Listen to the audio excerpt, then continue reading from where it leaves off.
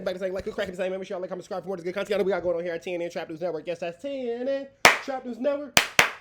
Good news you can use. Good knowledge, though. You ain't finna get nobody's college, though. Big dog, tap in with that tap in to make sure you're in fact tapped in with that good tap in with everything we got going on here at TNN Trap News Network. It's that news you can use. That knowledge you ain't finna get nobody's college, big dog. Tap in with that tap in to make sure you're in fact tapped in with that good tap in and make sure y'all get into this good content we got going on here at TNN Trap News Network. Please don't touch my, it got a body on it. Fairy tales, all that sound now. Make sure you get into that if you ain't got into that. But more importantly, make sure you get into Won't Forget because that is our newest single and that is what we are pushing right now here at TNN Trap News Network. It's that good news you can use. It's that good knowledge, though. You ain't finna get nobody's college, though, big dog. Make sure you get into that if you ain't got into that. You feel me? You feel me?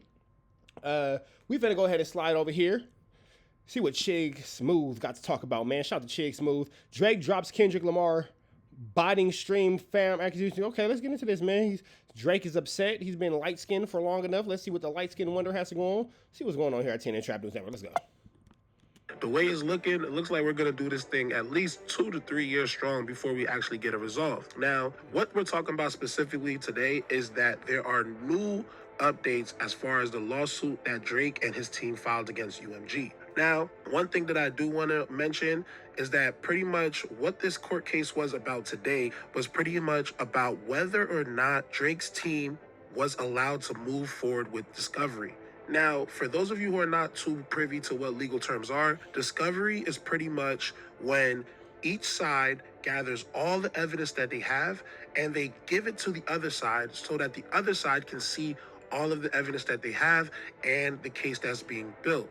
That's just how the legal system works. And also in that legal system, you're not allowed to hold anything back. Now, you might wonder, okay, so why is UMG trying to stop them from doing that? Well, UMG is pretty much saying that since this case has no merit, and when I say no merit, it means this case is not really justified. It's a bunch of BS, and they feel as though they're going to be able to get it dismissed without any problem. They are saying, since we're going to get it dismissed anyway when the time comes, it doesn't make sense that we're going to start giving them stuff that we may deem as proprietary information because we're entitled to via discovery if this case has no merit. So what they're asking for is for the discovery to be stayed.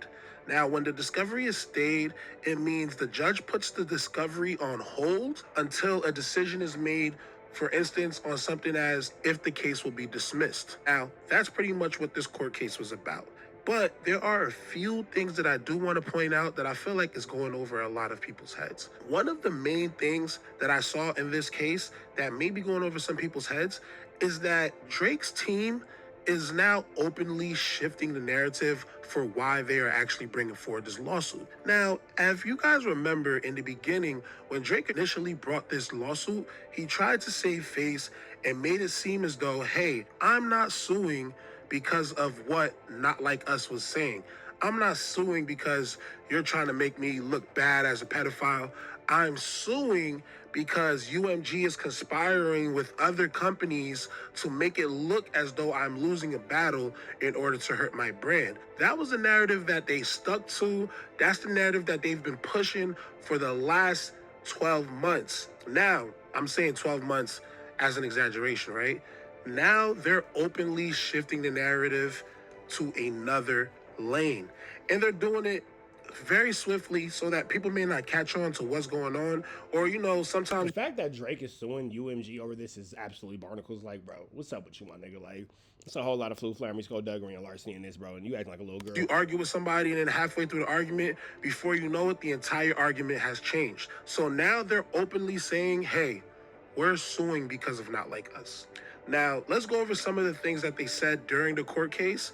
Luckily, although this court case is not being televised, we do have press inside the building. For those of you who may not be familiar with Inner City Press, Inner City Press is a journalist who took off and pretty much got a lot of fame and attention during the 6ix9ine case. Yeah, that was the white guy that was going play by play, letting us know everything that was going on inside that courtroom. So today we had the luxury of having him in the courtroom and giving us a play by play so that we can see exactly what was going on. So I'm gonna mention some of the important things that he tweeted out to let us know about this court case.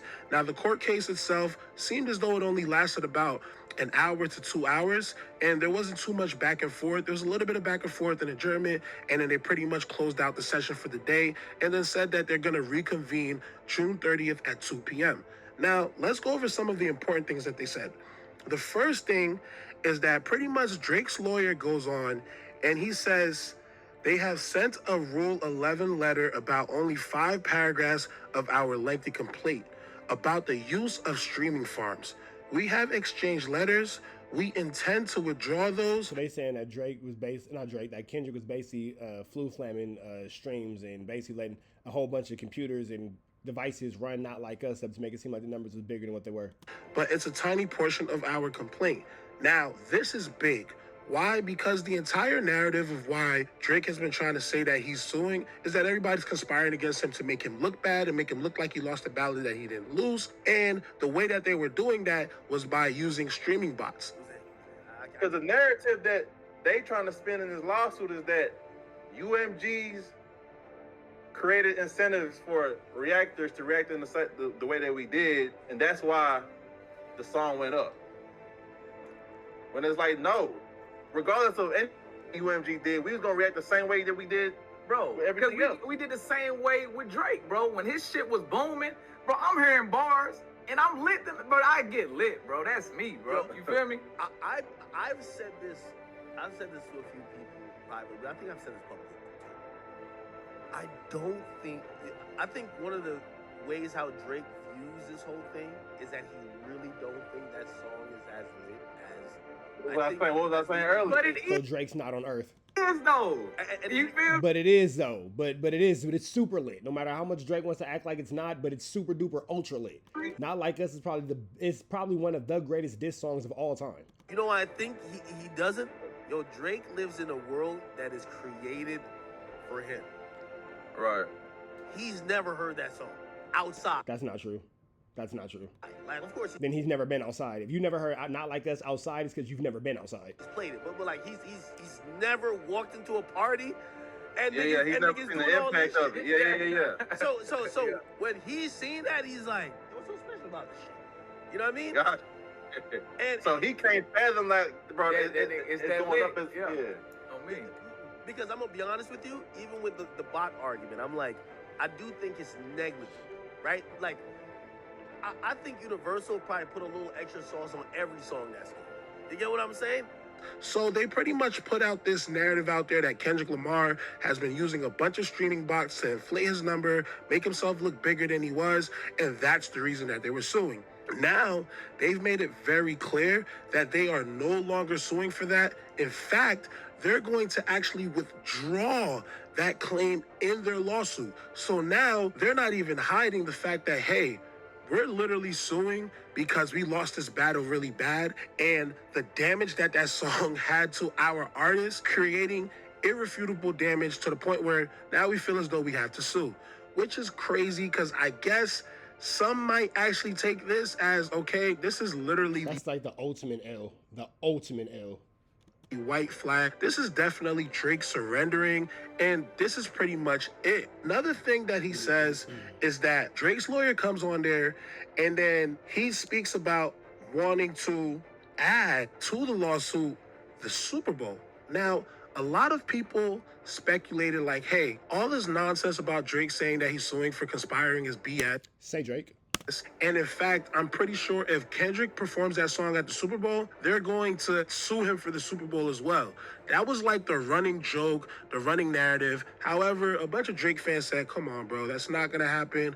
Well, guess what? It's literally happening. So this is what his lawyer actually said. Drake's lawyer goes, their motion cites previous songs, so we intend to amend and address those.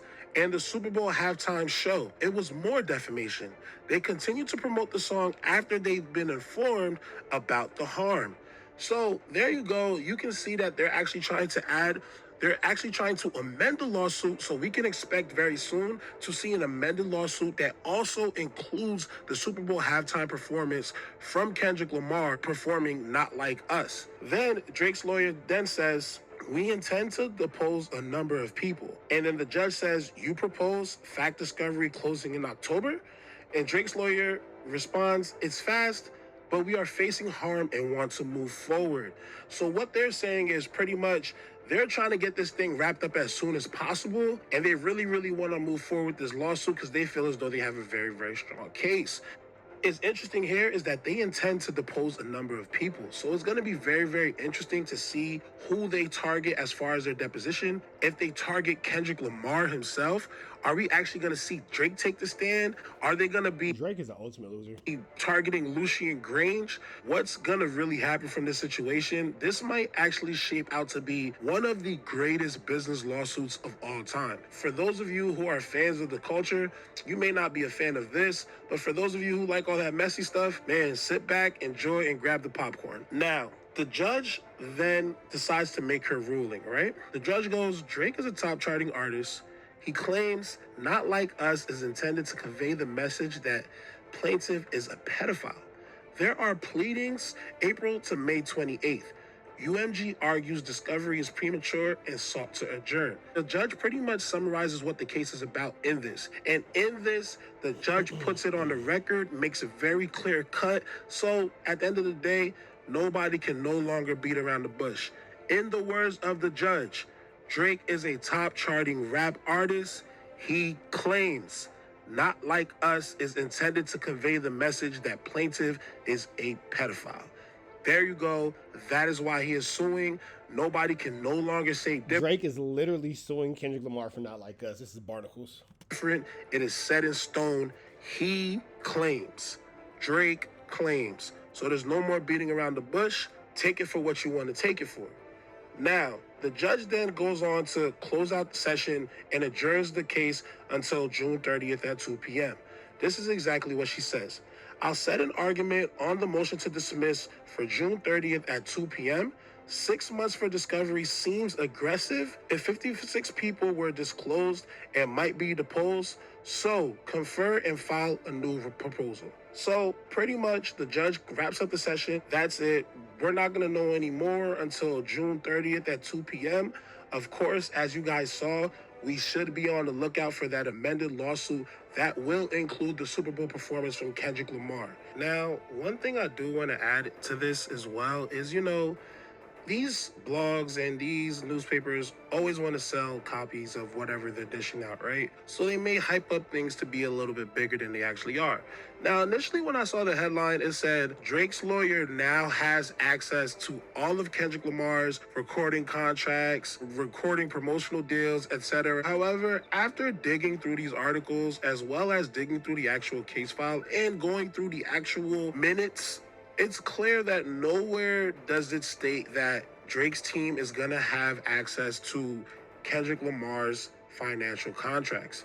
Why? Because, as is said inside of the document, and as you guys saw his lawyer say, he is no longer suing because he feels as though there were bots. If he was still suing because he felt as though UMG was paying for bots, then he more than likely would be able to tap into that financial information. However, since now the case is simply a defamation case, it actually wouldn't even make any sense to show any of Kendrick Lamar's contractual obligations based off of the song. They would just be looking to show that, okay, this is how the song has damaged my client's brand.